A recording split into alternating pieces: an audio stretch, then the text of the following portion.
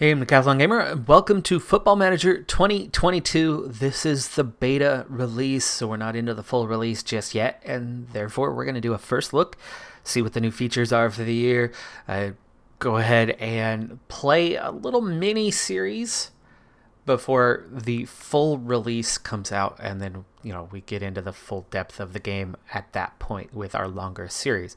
This is also one of those wonderful times to like, comment, and subscribe. And in terms of the comment part, why don't you go ahead and drop a comment about what you would like to see for a series this year.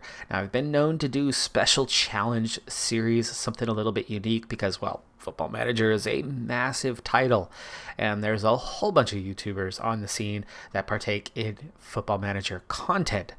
From one of many, well, I don't tend to draw in audience specific about Football Manager. It tends to be my own audience. It tends to be people who are already subscribers of the channel. The like, comment, subscribe helps possibly get the algorithm to pick that up a little bit and get it out there for others to see. But more than just that, if a small channel like mine is ever going to join those larger channels in getting some algorithm help, it's going to take multiple steps. And so this is a good first step in that process. But the comment part, and what I typically do here as a challenge series, is I set up some sort of handicap and then some sort of advantage, and through that combination try to make the game work and see what can be done. So special edited databases that provide some sort of angle and makes for a fun, unique series. And of course that's the difference, because there's so much Football Manager content out there. You need to have something unique. Now, in the past, I've done things like having the perfect manager, but everything else set to literally bare minimum. And that was a good series and people liked it, but again, no algorithm, no help. And so what do? I've had scenarios where we had 200 potential players, but then started with literally nothing. It was 1 to 200. And so they were beyond terrible. And then we had to go from there. I've had and really enjoyed doing perfect youth facilities where everything else was bare minimum, and then we didn't even really have a roster. And that was a fun little challenge series, and I wouldn't mind trying something along those lines again. So those are a few examples of things I've done in the past, but you know what? Let's get into the game. Let's see what's new about Football Manager 22. And we are the Mamelodi Sundowns. The Sundowns are a Praetorian South Africa champion. So this is the only playable league, or at least for the beta, only playable league in Africa. This professional team has won multiple championships, so we'll see if they could do that yet again. I think we should be able to get through one season anyway during the beta period. I think we'll be fine with that. But big expectations. We're going to be checking in on those new features as we go along. You can see the UI UX has just a little bit of a new view to it, as things have been kind of rounded off on the edges and given a little bit of a shine, and that's a nice clean cut subtle change to the game that didn't exist previously. I kind of like what they've done with that, and you have the edges here. But so far, that's the first noticeable thing. Of course, there's a data hub. We'll get into that once we actually have some data to analyze. We have yet to play a game, but I have gone through some initial stuff with the team, setting it up, including setting up my tactic. And for those curious, those who are already aware of some of the new features, we have absolutely picked a tactic that will utilize one of those new features in the game. Entering the press conference screen for the first time, it has the same look as what it had a year ago, so that part is unchanged. But what has changed, from what I've heard, is that there are some new kind of smarter responses. For example, if you are hired mid-season, and so there's been a change in managerial duties, it will reflect upon that. It'll recognize that you picked up with a team that was in 19th out of 20 places. Now you're a team that is 16th out of 20 places and you're clear of the relegation zone. It's going to recognize the improvement that the team has had and not see it, oh, you're a team in 16th place. You're so terrible. Are you on the verge of getting fired? Which is kind of the age-old thing that the game used to do. Before we take to the pitch, here's a first look at the new scouting system. It's very similar to what they've done. It's just very much reorganized, and there's a lot more information given to you in a useful place. You don't have to actually go into the scouting report to get, well, a bit of a scouting report on the players. So just from the main scouting screen, as we're looking at one card, and you can switch it to the list look, but as we look at one card of a player, you can see we don't actually have a lot of information. This is still tucked in here, but it's no longer central. We have the position of the player. So far, that's all we know. We don't have data on how they're doing on the season, as it's too early, but you can see where they fit into the squad. You can see how they already fit in, predicting anyway. The prediction is that they fit in 4th in terms of center backs on kind of how and where they would fit into that network of players. But current ability, potential ability, already evaluation. I love that you get an evaluation on the player right away, and hovering over it, you actually even get a more summarized view of that. The transfer value, kind of how they would see that, as this is a young player, 21-year-old center back, and center back is definitely an issue for this team, just so you're aware. We are going to want to look into trying to address that this season, especially with, really our best overall center back. Coetzee is playing higher up the pitch, but Nascimento is out for 5 to 6 months. All right, and here we are on the road for our first preseason match. I won't be showing much of preseason at all. Let's go ahead and also get my settings that I prefer.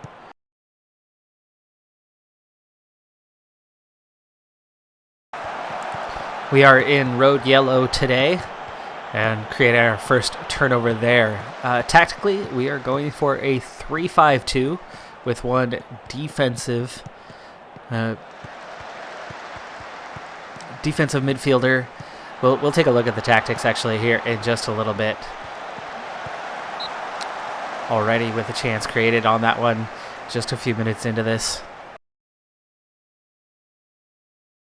So you can see tactically here, we have 3 at the back, 1 defensive mid, 4 in the middle, including wide midfielders that are playing as defensive wing backs. So they're playing primarily as wing backs, but they're playing much higher up the pitch than what they would normally.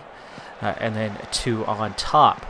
So from that, we are utilizing that first new thing that got the most buzz, and to me it was a little surprising that it got the most buzz because it's literally just a role. It's just a slight variation to the way players already play on the pitch, and even though I literally play in a style that kind of matches this role as I play twice a week, and I am a center back, and I play often because it's indoor. I do play as a ball distributing center back, so in this case similar to the wide center back role. Anyway, it got a ton of attention this year as a new feature, and therefore we are utilizing that here just to see what's up with these wide center backs, though I do have them on defend primarily, and that's because nobody else is on defend. Our players out wide are on support, so I want to make sure that our center backs are thinking defense first, even though as wide center backs they will still get up the pitch a little bit more, be a little more aggressive, and try to distribute within play at least a little bit. I have a standard defensive mid, but they are on support, not on defense, so they're not anchoring that D. And then we have those defensive wingers, but they are on support, so they're still defensive wingers, but with support they will definitely get up the pitch quite a bit. We do have a standard center midfielder on support, but that's because next to them we have a roaming playmaker, so we expect that roaming playmaker to make a lot happen. And this was that guy who is primarily a center back but is very, very good. He would play that wide center back role very well, but for us he plays pretty well as a roaming playmaker. And then on top what we have is a deep lying forward, so coming back, holding the ball up, back to the goal a little bit, plays in his teammate, plays in that midfield, and then an attacking forward. So somebody to really push it. That's the only player on attack, and we're playing on positive. But with a team supporting such as this, we should create lots and lots of chances. You see from the early minutes of this one, we've already created 3 chances where the opposition has done literally nothing in this first phase of the game. And we'll see how things play out as we go forward. I've only got it set to positive, not to attacking. I want us to be solid at the back and then be able to create chances with a naturally attacking formation. I don't think we have to go full on in attack to create chances, especially with the kind of skill that this group has. Daruk not sure what to do on the ball. Now, of course, we're barely into training. I mean, they're 5-6 days with me thus far, so tactical familiarity is really not there yet. The principles will come in time, but you can see already there is our first goal as we get things started right at the 20-minute mark. I have lots more to show you, but you can see we are all over this team. They haven't even had a shot yet. We've got 60% possession, 13 attempts in the first half, a couple goals already. It's utter domination. So this, as a preseason match, is very unimportant. And I'm also a little worried that the background crowd noise is maybe a little excessive. I'm probably going to need to adjust that in the settings. You might not have heard me too well through that first part. So let's just go ahead and move a little forward into the preseason. You might have noticed one of the other big updates, and for me, the biggest update of FM22. But we'll talk a little more about that in a future game. Let's go ahead and move forward to a future game. Of course, this was a new screen last year, but we'll see if there's any updates to how it's done. But this is our recruitment meeting. You can see they want us to primarily sign young players, but definitely not sign old players. Neither one is fully required. They do want us to work within payroll budget, and the team already is above that. I've offloaded a single player so far. I have multiple offers in, and this is a huge team with nearly 50 players at the senior level or reserve level. That obviously has room to offload some. Nope, this screen does still look the same as last year. They want a wide center back. Squad, first team, central. Okay. I'm also seeking a goalkeeper, as both of our 2 senior level goalkeepers are well into their 30s. Our third, our reserve, is late in his 20s, already has reached his potential and isn't good enough compared to the other 2. And actually, that's one of the players we have an offer for to leave the team, again, as we are a bit bloated. So I think we definitely need a goalkeeper. By the way, for the new data hub, you have to have 3 league matches completed before it starts populating this screen and giving you something to actually look at. It's really nice that it actually presents that to you in a clear and concise way that lets you know, hey, you got to get to 3 league matches, and then we will show you some data here. So what I want to look for here, you see Jali, you see the way he starts rotating on the ball as he comes up on it. You say Labusa as he gets the ball and turns. This, for me, is the biggest feature this year. We've seen an overhaul of the match engine, and you can really see that wasn't offside. I didn't see him offside. He was very much, the forward was side by side with the defender. I didn't see him behind him at all, but anyway, you could see a lot smoother interaction between player and ball, especially the way they turn on the ball as we take an early 1-0 lead in this one as well. Again, on the road here.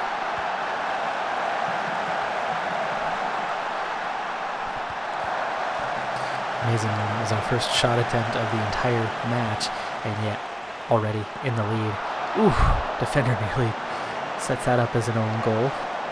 Now the shot attempts are mounting. There's a real chance. Oh, just keeps it in, and then he bangs the post, trying to bring that back across goal. Nice turn. Forces a decent save out of the keeper, other than the fact that it was pretty much straight at him. That one flashes right on through the happy zone, but nobody can get on the end of it. But you can see just utter domination from the team. Now, of course, I have no concept of what team we are going up against is I'm completely unfamiliar with what we're going to get in South Africa. With the exception of Charlize Theron, is obviously an excellent actress, and while she's not from there, Shakira put together one heck of a song for the World Cup a number of years ago, and Trevor Noah is badass. 10 shots already through the first 35 minutes, so the tactics do seem to be effective. Also, looking at the rating system, outside of one center back who really possibly hasn't even had anything to do yet, we are in comfortable control. Now we only have one goal, but XG-wise, we're already beyond that point. We got that goal very, very early on with a very low XG, so you figure that's a number that's only going to increase. 7 shots on target already, just not necessarily put into the back. 70% possession, 95% passes completed. Yep, that's what we're looking for. Also, looking down the line, nobody is overly fatigued here at halftime, so that's one thing to watch out for. Going forward, this is one position, and this is the other position we really need to keep an eye on, as well as these. Really, our 4 primary midfielders might have a lot of running to do, and we'll keep an eye on those forwards as well as the season goes on to see just kind of how frequently we're going to have to sub those guys out, but we have depth, and so it's perfectly okay if we have a tactic that will tire out some of our players, because, well, we don't have to worry about digging deep on the bench to find some guys to step in and step up and play that role for the last 20 minutes of a game, the last 30 minutes of a game, and keep the pressure on the other team.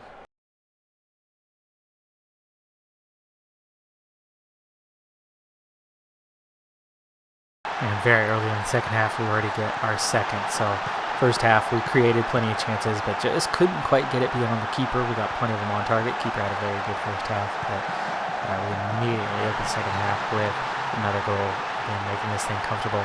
But still struggling in that middle center back position. The Rook not doing so hot. Not sure if he's a bit uncomfortable playing in the middle of a back 3. That very well could be the case. I myself have played in the middle of a back 3.